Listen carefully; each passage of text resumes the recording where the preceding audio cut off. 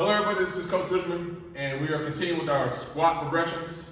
If we remember, number one, bodyweight squat, all right? What is the whole emphasis on bodyweight squat? You want to make sure that you own the squat. See the squat, be the squat, you are a squat, you own the squat. If you do not own the squat, you can't progress with the movements, all right? So, we've mastered the bodyweight squat. From there, we went on to the goblet squat. And if you remember what we went over in the goblet squat, it's an anterior load. Same principles apply in regards to controlling your body and controlling your knees and controlling the movement overall. From our goblet squat, we will move into the front squat, all right? Now with our front squat, you will have a couple different variations of how you will be allowed to do the front squat, or how you will, basically the choices that you're allowed. Now, if you do the powerlifting, we're going to suggest one way more so than the other, but let's go through them real quick. First way will just be in a front rack position. All right, so our front rack position is going to be the one that if you powerlift, that we highly recommend you get accustomed to doing. Being in a front rack position is going to be the catch phase of your clean. So here, hands underneath, the bar is resting on my shoulders. It's resting on my deltoids, so the wrists aren't taking all the pressure. So if I took my hands off, you'll see that the bar still sits because it's resting here. As my shoulders drop, so does the bar. So always keep in mind that as I'm going, the bar is resting on my shoulders, not on my wrists. So same principles apply when we're squatting with the front squat. Number one, it's an anterior load, just like our goblet squat. And number two, as it comes to killing it, it's the exact same. So as I go down, I'm in control of my body, and I want my knees to track out. So I go down, I'm here, I'm back up. Once again, I'm not rushing, I'm not going down fast. I am in control of my body, my knees are tracking out, elbows up, I'm here, going down. What a lot of kids will do is they'll have a lot of pressure on the wrist, and they'll come here, and you'll see them do this, all right? So, elbows up, elbows high. It's gonna make it a lot easier as I go down, squat. The next way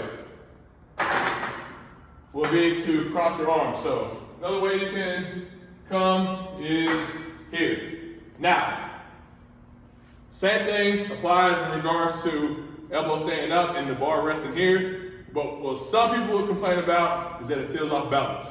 So as they go down, it's not uncommon to see kids going down and the weight shifting from side to side. So if you choose to just cross, make sure that I'm in control first. Same thing applies when I'm going down my squat. Knees track out, under control, coming back up.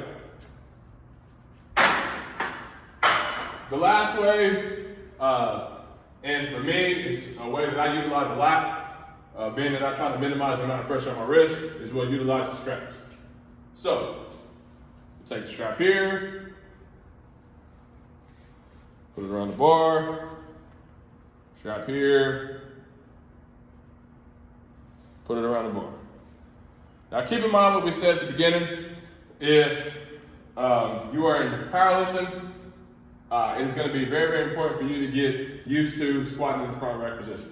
All right, but there will be times in which we're lifting, which we'll emphasize that we don't care how you front squat as long as you're squatting. All right. Remember, we went through just the movement. Sometimes the sole purpose is to work on the movement. What is the movement? The movement is the squat.